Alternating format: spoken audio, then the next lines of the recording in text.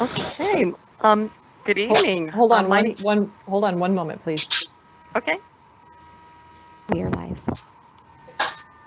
Hi there. Good evening, everyone. It is Councilwoman Nikki Lee coming to you from Ward 4. I want to thank you all so much for your time tonight and spending your time to learn about what's going on here in Ward 4. So I just want to thank you all for your participation.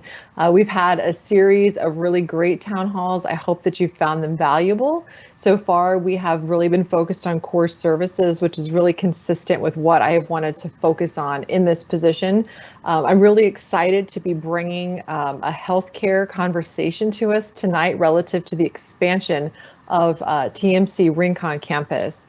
For those of you who live out in Ward 4, in the outskirts of Ward 4, you probably have experienced having to drive a distance to get to see some service providers that you need to be able to see. I know personally, I have been through 3 pregnancies and have had to be in labor and drive a little bit of a distance to get to a provider when it was time to deliver a baby. So I'm really excited to be able to learn about what's going on in Ward 4 and the options that are going to be available to us out here in Ward 4. So without wasting any more time on that, I want to turn it over to Susan to talk to us about the exciting expansion of the Rincon campus. Susan. Well, thank you. And I am going to completely build off the enthusiasm that you just started off the meeting with. Good evening. My name is Susan Willis. I'm the Vice President for Strategy and Business Development at Tucson Medical Center. And for those of you that are local to the Rincon campus, you've seen it evolve over the last couple of years. Backing up a bit, the commitment TMC made back in the early 2000s was we envisioned having a very robust array of services there on Houghton at Drexel, and started working on a project all the way back in 2005 to bring that to being. And ultimately, with what was going on in the economy, it backburnered for a while. But then about 3 years ago, we established, first and foremost, primary care services on that campus and some other services, which I hope that you have taken advantage of, including physical therapy, some on-site imaging, and more recently, urgent care, which we saw really missing in that market. And we are now and are expanding on specialty care. We have what we call timeshare arrangements for physicians to be practicing part-time on that campus. And now, in the next few months, we will have full-time specialty care completing that first building, which is, you see the 2-story building. That second floor is going to be completely, or mostly, I should say, specialty care. So think of the types of specialties of, say, like general surgery, orthopedics, those types of things, women's care. We're bringing a lot of additional or more extensive services just in that existing building. The exciting thing that I and the other folks on the call today are engaged in is the next phase, which you'll start seeing coming to fruition, which is an ambulatory surgery center, which will be on that same campus, just a little bit to the east of it. And the other presenters on the call will go into that in a bit more detail. We're now pursuing physicians to be partners with TMC in that endeavor. And it's, again, a wide range of different types of specialties that we expect that we'll be providing out there. May even be able to provide some pediatric surgical care on that campus, which, given the demographics, we think would be pretty exciting. And that is something that right now we're targeting to open in late 2021. With that being the groundwork for even more expansive services on the campus. But we certainly have that actively underway, and I'll call it imminent in its execution. So wanted to kind of start with laying some of the foundational aspects of that, what's currently there, what we have in the immediate near future. And so I don't steal too much of the podium, as they say, I'm going to hand off to Julia Strange, our Vice President, for all sorts of things, including what we've done out in that market in the past. So Julia, why don't you take it away?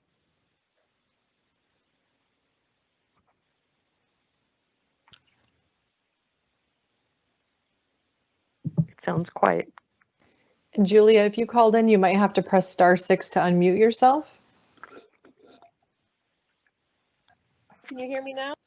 Yes. Absolutely. All right, I think I'm no longer muted. Hello, thanks for the reminder about *6. Can you hear me now? You sound great. Okay, so Susan, you did a great job covering many of those things, and most importantly, you know, our commitment to Tucson and Southern Arizona, but particularly to Southeast Tucson. TMC is a nonprofit community hospital. We provide services really from birth to the end of life, and we have been a prominent player in this market for many years. Our board is local, and the decisions that are made about where to invest and to really focus are made by people who live in Tucson. We have been excited about being in the southeastern Tucson in the Ward 4 area for many years. And as Susan mentioned, our plans have changed over the years as, you know, with the economic realities that we faced in around 2008. And, you know, some of the plans that we talked. I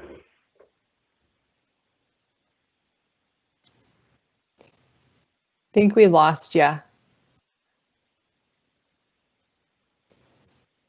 Does anyone want to jump in and talk to this slide until we get her back?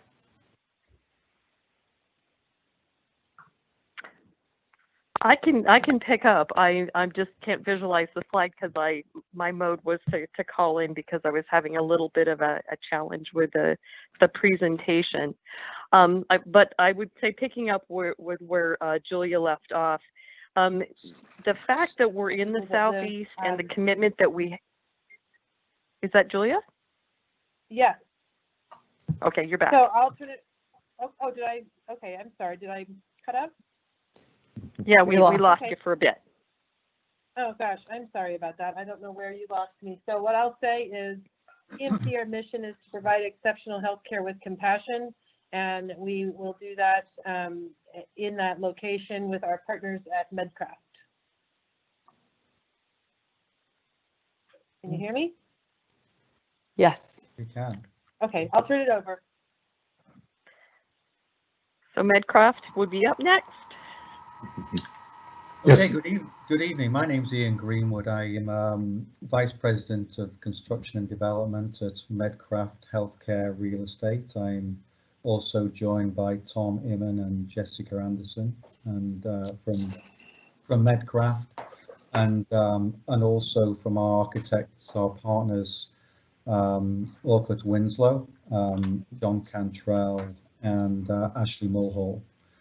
So just kind of a brief overview of the project. We started a relationship with TMC probably about a year or so ago, which ended up with our acquisition of the existing medical office building on the Rincon campus, which was beginning of May. You know, since then we have been building out some space on the second floor, providing a new corridor, bathrooms, a second elevator, and we're just about to embark on the build out of some additional physician space on that second floor. And as Julia mentioned, our next phase is a partnership with TMC in developing an ambulatory surgery center immediately east of the existing building. Jessica, can you move the slide? There we go. So there it is, kind of depicted on the existing site plan. You know, the existing medical office building is, you know, 2 stories, around about 40,000 square feet. The new proposed building is immediately east of the existing building, It's proposed to be a single-story building, of which initially we would build about 17,000 square feet, and it would be expandable to about 20,000 square feet. And it is purely for outpatient surgery. There will be four. We're planning at the moment for ORs, procedure rooms in that in the facility. We're hoping to, or we're planning to start construction early in the new year, and then the facility will be open to see its first patients towards the end of next year. So I think at this point I will hand over to John Cantrell of Orcutt Winslow just to run through the project's design in some more detail. Thanks, Ian. Let me start out by just talking a little bit about the exterior of the building and the exterior character. We've taken a lot of our design cues for the new building from the existing MOB that's on the site, and you can see that in the upper right-hand corner. Like Ian was saying, that is a two-story building, primarily very southwestern in its look. The colors are terracotta, a lot of tan, some stone, as well as a salmon kind of color on the building for an accent. Fits in very well with the desert colors. And so we're taking, like I said, a lot of our cues for the new building, excuse me, from that existing building. In the lower kind of left-hand corner of the building, the north view of the building is what you'll see as you approach from the north, traveling south to the entry of the building. And one of the things we thought would be important would be to use the same sort of entry feature element that the current MOB has. And so you can see that in that image. Like Ian said, this is it's a single-story building, so it's very low in scale. We're trying to keep it very much a part of the landscaping. Our main parapet height around the perimeter of the building is about 16 feet, and the highest point is about 28 feet, where we have a mechanical screen. So it is a very, like I said, low-profile building. And go ahead, Jessica, we can go to the next slide, thanks. And so here's the exterior elevations with the actual materials shown. You can see the terracotta material color on the top or the north elevation over on the right side. That's the entry or the drop-off point where if you're coming to take someone in for surgery, you could drop somebody off there close to the entry, walk right in. A lot of north-facing glass at the lobby space to take advantage of the views of the mountains out to the north. The majority of our glass is going to be high windows at the recovery and pre-op bays. Majority of the building color is tan, like I said, to match the existing medical office building. And the entry feature is that terracotta color. We're using a little bit of stone to match the existing building where we have our discharge canopy, which is shown on the north elevation, which is the top elevation on the far left side of the building. Go ahead and go to the next slide there, Jessica. From a site planning standpoint, we've tried to create a very minimal footprint for the building. This is about just a little over 2 acres. Our intent was to align it with the building to the west, the medical office building. We can see people kind of traveling back and forth from one building to the other. So we wanted to create some very straightforward pedestrian linkages. You can see that we've got parking pretty much all the way around the building, although the north and the east and south is primarily meant to be visitor parking, and staff parking would be on the south side of the building. That's also where deliveries would come into the building. You can see, Ian mentioned that this was an expandable building. It'll go from, say, 17,000 square feet as part of the first phase, which is the sort of rust-colored square that you see on the site. To expand to the right in the future, there'll be a 3,000 square foot expansion where it says Xeriscape Landscaping. Our landscaping is very consistent with what's there at the medical office building now, and I think it fits in really well with the southwestern desert. We're using a lot of desert museum palo verde trees, agaves, golden barrel cactus, prickly pear, all the things that you'd expect to see in the Sonoran Desert we'll have on this building on the site plan. Go ahead, Jess, you can, next slide. And then I just wanted to touch on some sustainability strategies that we've employed with this building. Some are passive, some are more active. Some of the passive things that we've done, and Ashley Mulhall is our sustainability director, and she's pretty much responsible for these kind of ideas and concepts being moved forward. But we have a lot of large overhangs on all of our, where we have the most glass, which is on the north side, a little bit on the west side. We're trying to keep our glazing down so it's minimized where we have the west exposure of the sun. Our insulation values for the building are, they meet or exceed current building codes. We're using high performance glass to basically minimize heat transfer into the building and to maximize the view out. We're using low water use plumbing fixtures, a lot of trees around the building to try to shade it, and a lot of LED lights throughout the building, and we have a commissioning agent who's overseeing the project. Some of our more active site design strategies are, and this is a Sabano requirement, is that 5% of the building's energy use has to be provided on site by this building. And so we're providing that through the use of solar panels on the roof. And we're also going to be providing 5% of the energy for the existing medical office building as part of this building. So 30 kilowatts of power used for this building, or offset by this building's being built. We're using very tolerant drought resistant landscaping, got a cool roof to reduce heat island effect. And again, we're using trees to shade the building and a lot of reclaimed water for irrigation. So, and I think that is pretty much our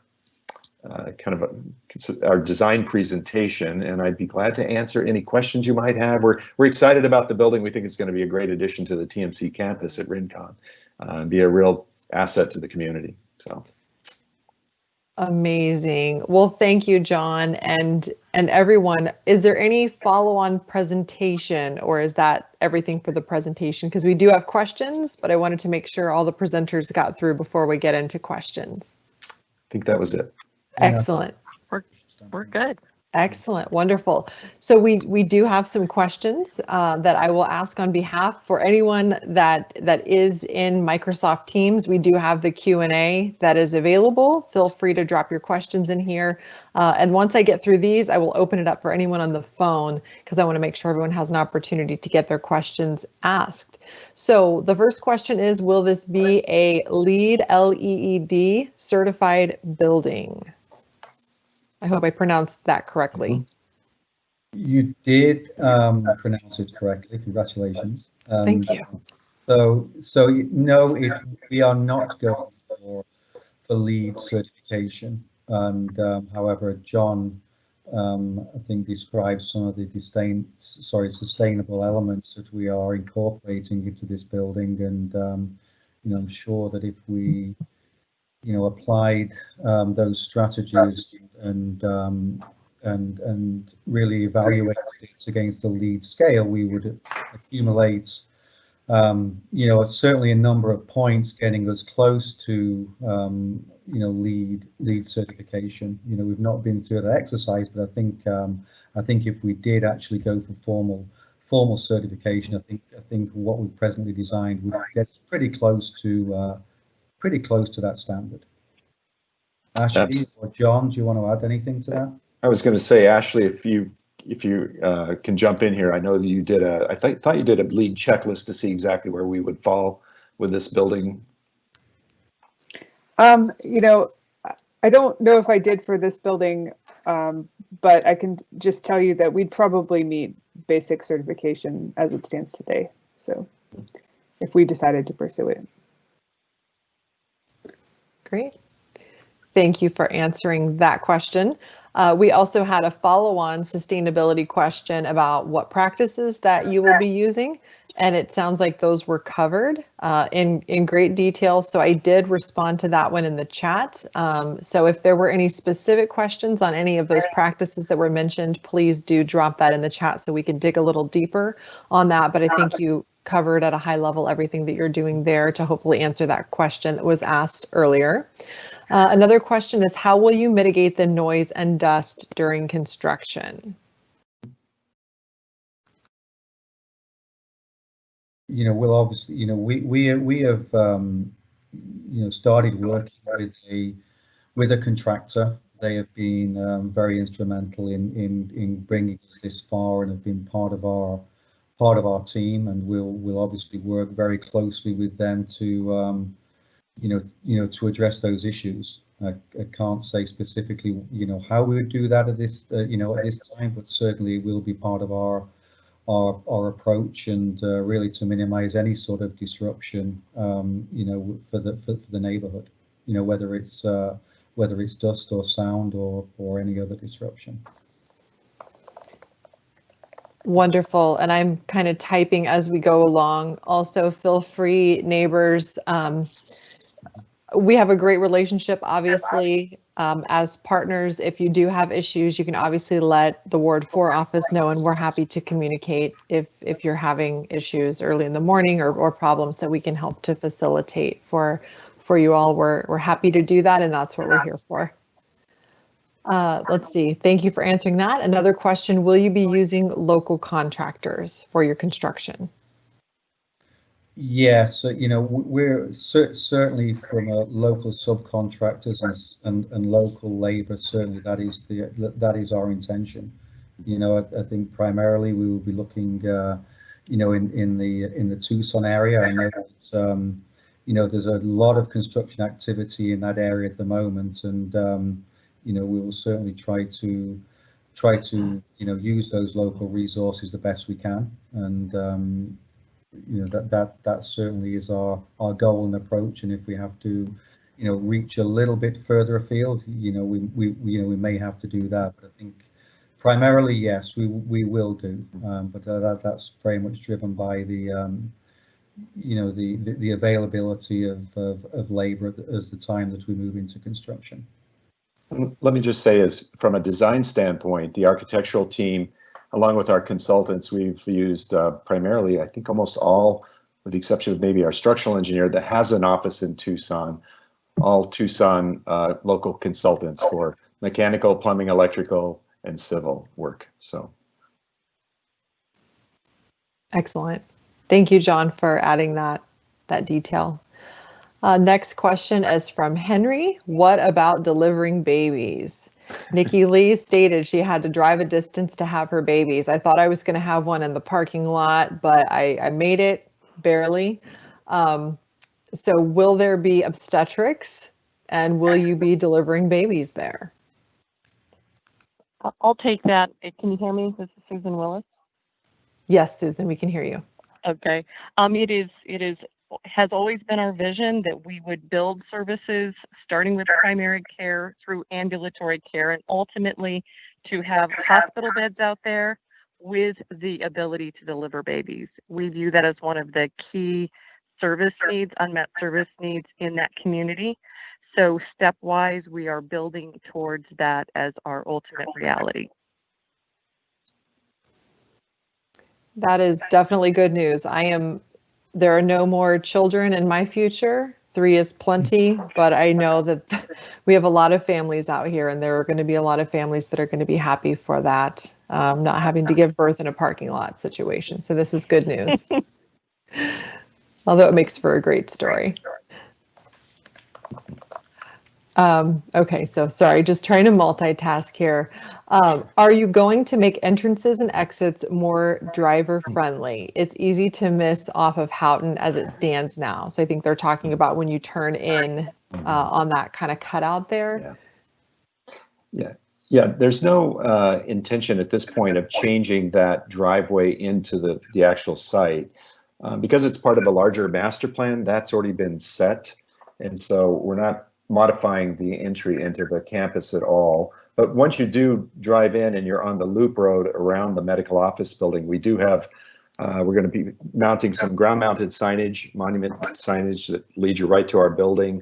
And we have a separate drive that then loops around our building to separate traffic from the medical office building to the surgery center. So hopefully it helps once you're on the site, but no intent to change coming in off of Houghton Road at this point. Okay, thank you for that. And I'll also just have our team take a note on that as well, in case there's something that we can do from the city side in terms of signs or anything along those lines when there is hospital capability, just so that we're aware that is easy to miss that turn. I take it for granted because I live next to it, and but that's a good point. Appreciate that question.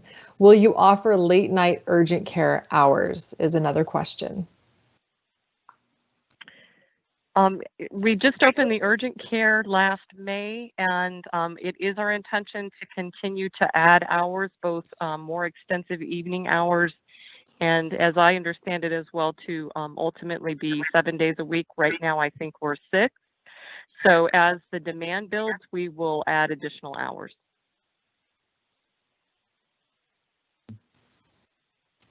All right. Perfect. Perfect. And there was kind of a second piece of that question, or are you already doing so at the urgent care now? Let me get back to you, Nikki, to make sure I don't misstate it. I think at this point we close it at 8 Monday through Friday, and then more limited hours on Saturday. So if that's okay, I'd like to do that as a follow-up to make sure I get you the most accurate information on that.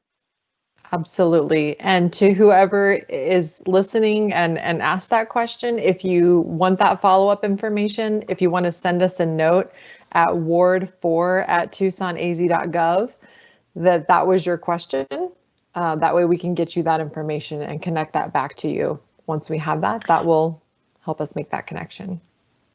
It should also, Nikki, be on our website under on our TMC AZ website, but I just want to ensure that we communicate that more directly as well. But it should be stated on there now that I think of it. Excellent. So we'll make sure that folks have that information. So again, it's just ward4@tucsonaz.gov for whoever wants to follow up with that question or any of these others tonight. Next question, is there going to be a helicopter pad? I also asked this question as well, since I know we're on the edge of town and we have folks that come from Sierra Vista and Benson and outside of our community because we're on the edge of town. So great question. Is there going to be a helicopter pad?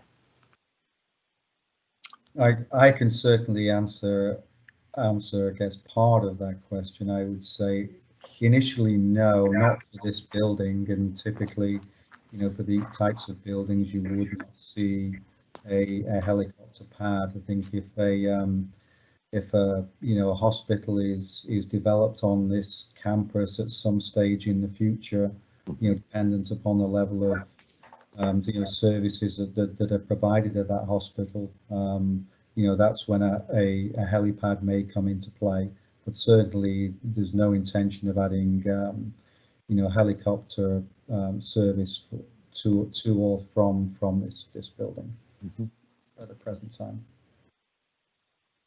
All right. Thank you for answering that one.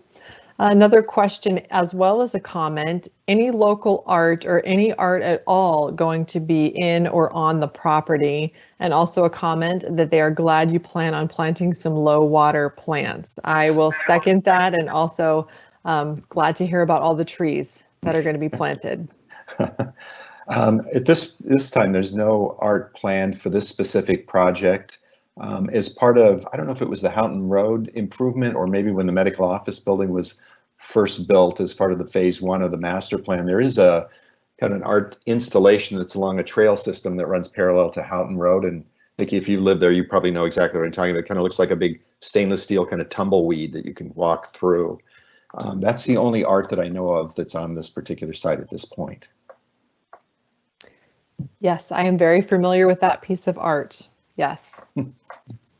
Okay. Great, thank you. Are you expecting more traffic on Houghton and Drexel, and are you taking that into consideration? I know that's probably a transportation question that we can take up with transportation, but also wanted to see if you guys had any thoughts on that with, your expected impact with this development. Nikki, I think that the Houghton Road has probably been upsized when it was developed to handle a portion of the master plan that's been built out so far. We don't expect this building to generate that much traffic, but as part of our conversation with the city of Tucson, we're going to need to be, that'll, like you said, that'll come up with transportation in the future. So I'm not sure how to answer that at this point. That sounds good. Well, we will work with you all for sure as these things move forward to make sure that we're addressing those things. Absolutely. Along the lines of local contractors, how many new jobs are you expecting to bring in? with this development project, or maybe even new jobs for healthcare providers. Well, let's throw that in there as well. Why not? You know, As it relates to the, oh, go ahead. I was going to speak to the ambulatory service center once it opens. So why don't you start with construction and I'll talk about it after it's open. Yeah, you know, that's a you know, a very good question. We haven't really you know, really looked at that. I can certainly do some homework and respond and provide you that answer.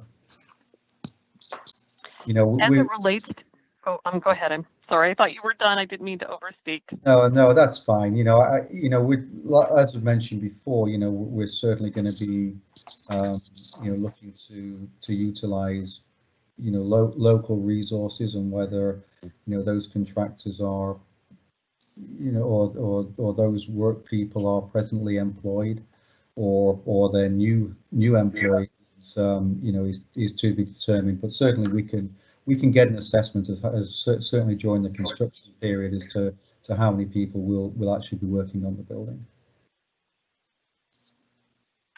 As it relates to the ambulatory service surgery center itself, aside from the physician surgeons that would be working there on a part-time basis, the full-time staff, I'd say the complement's around 20 to 25.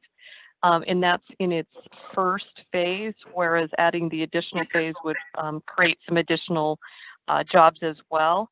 And that's not really speaking to how many full-time positions would be related to the build out on that second floor of the existing building. So for those offices, they'll have staff in them. Since they're leasing that space, I can't speak to how many folks, but I'd probably guess probably around 20 additional jobs that are associated with just that expansion itself. Excellent. Thank you. Thank you for that. All right, and the final question that I have in the chat, and then we'll go to the phones. So if you have any questions that have come up for you, please definitely drop them in the chat. I see another one that just popped in. Roger would like to know if today's presentation deck will be available for downloading. So if that's something that we can get, we can include that in our newsletter, and also Roger, make sure that that's available so we can work with TMC to make sure we get that for you. If you want to, Roger, send us your email address. So just send us a note at ward4@tucsonaz.gov. That way we can get you added to our email list, as well as, or if you don't want the emails, twice a month, we can just send you the deck if that's okay. And another question, will the ward have the PowerPoint show from tonight on our website or anything? Yes, we will definitely make sure. I think we can embed, we can put a link to this up somewhere, but we will make sure that we get this information accessible. And we are recording this as well so that we can put the whole presentation out for those who weren't able to make it tonight. Wonderful. So let me see, nothing else new has come in the Q&A. Let's go to the phones. If anyone is on the phone and has a question, if you want to hit *6 and unmute yourself, we will anxiously await your question.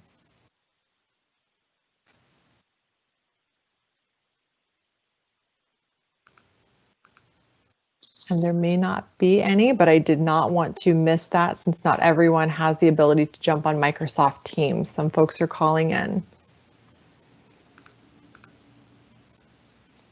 All right. Well, I don't see anything else coming in on the Q&A. So what we will do then is we'll just kind of wrap up. I want to see on the TMC team side, is there anything else that you all wanted to say kind of in summary and closing about this project before I kind of put a bow on our town hall and wrap us up for the evening? Well, I will jump in to say that this has always been an important part of the community. I grew up on the southeast side of town. Drove myself to receive health care, and I'm personally excited about having this significant expansion of healthcare services, and it is just the next step in a longer journey of making Southeast Tucson a healthcare destination. I love it. I love it. And I appreciate everyone's time tonight to bring this information to the residents of Ward 4. And we look forward to sharing any updates with the community and the neighbors as things do progress. So again, thank you all for your time tonight.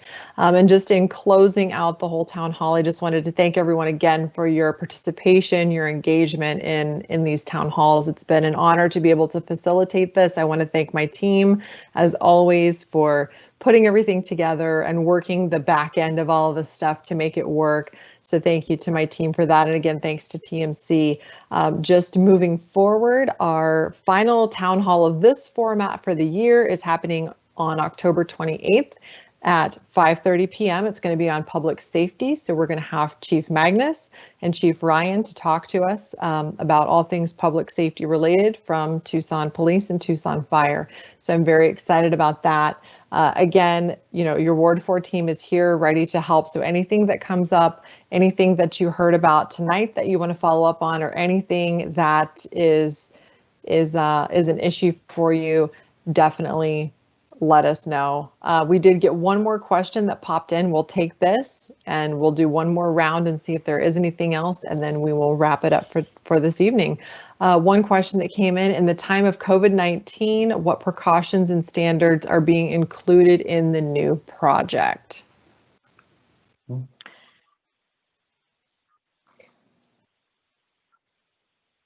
And well, I guess I'll go ahead and dive in.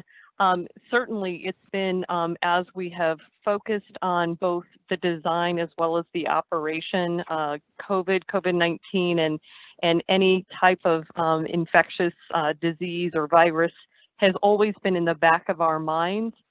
So certainly, as it relates to workflow and ways to segregate patients and spacing, all of that has been a part of the consideration as we've done that design. But I would say it's an ever-present issue in healthcare, and that diseases are translatable and transferable. So I'd say it's been a component of all of it.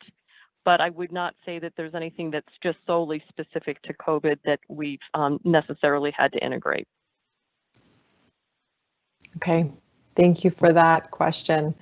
So with that, I have not seen any new questions come up. Again, for anyone who had a follow-up item, please send us an email at ward4@tucsonaz.gov. For our final town hall of this format for the year, you can go to tucsonaz.gov/ward4 for information on how to access the town hall, which will be the final Wednesday of the month. And again, I want to thank you all so much for your time and your participation this evening. So have a wonderful October. Thank you all so much. Great, thank you. Thank you. Thank you. Thank you.